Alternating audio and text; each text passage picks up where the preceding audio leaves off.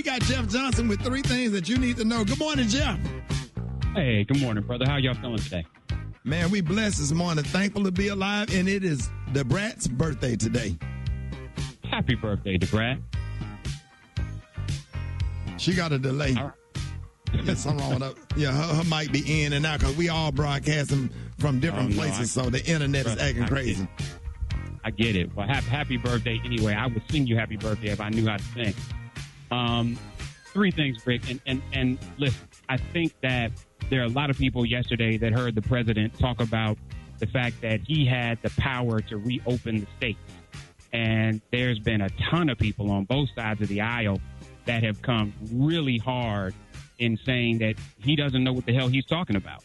And Rick, you and I both know, I actually believe he doesn't know what he's talking about, but he's playing a political game. And that political game is trying to create a narrative that he has power he doesn't have to push us to a place to open states, not because he believes it makes people safer, but because he wants the economy to get back to a place of what he believes normal. And so there's 2 things really important. Number one, if you know the Constitution, the Article 2 of the Constitution lays out what presidential powers are, right? And so that talks about what the president has the right to do. But, Rick, you know that what the 10th Amendment says. Right. Do you? Wait a minute, the 5th Amendment, I don't know all of them. I know the 19th Amendment is women's rights. The 10th Amendment is about... You said the 10th or the 5th? 10th. 1, 2, 3, 4, 5, 6, 7, 8, 9, 10. 10, okay. Yep, it states that the powers not delegated to the United States by the Constitution, which is the federal government, nor permitted by it to the states, are reserved to the states respectively, which means that if the Constitution doesn't specifically say the federal government can do it, the power belongs to the states. So governors all around the country were listening to him yesterday like, what in the world is he saying? He does not know what he's talking about. And so you all, I think we just got to be clear, too, that this is a game that the president is using to attempt to push the American people to try to support his ideas about opening the country sooner than science dictates. I'm just happy to see that there are governors on both sides of the aisle that don't seem to be buying it and are really focused on opening the states the right way. So the second thing, what I want to talk about real quick, Rick, is there's a lot of myths around this stimulus check money.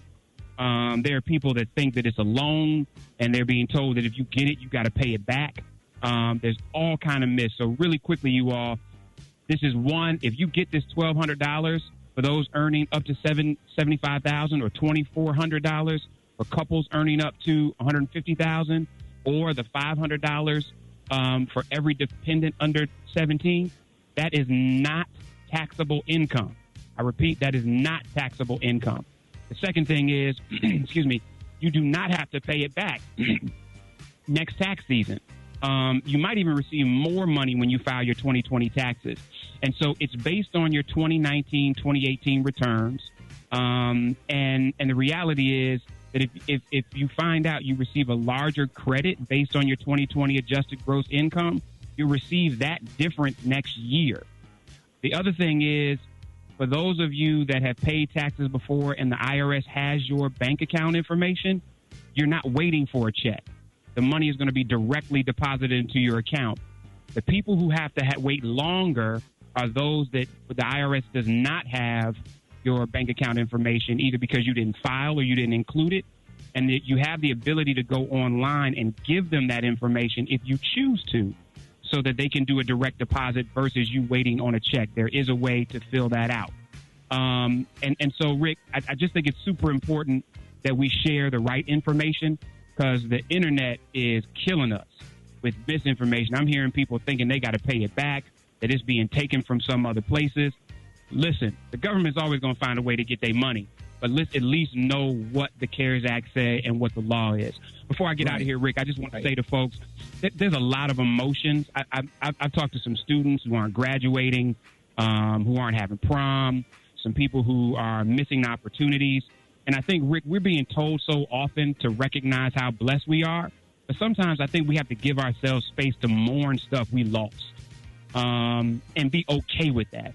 So it's all right to be mad or sad or frustrated about something you're not able to do you were looking forward to, or something that you have worked for that you earned and you're not going to get.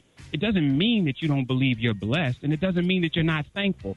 It just means that in this crazy time, you're acknowledging every feeling and emotion you have, and then moving on from there, being honest with yourself about it, as opposed to pretending like it doesn't bother you. That doesn't get us to a place of healing. Sometimes it just creates greater resentment. Rick, those are 3 things I got for you. Y'all can hit me at Jess Nation on all social media. Absolutely love y'all, and talk to you on Thursday.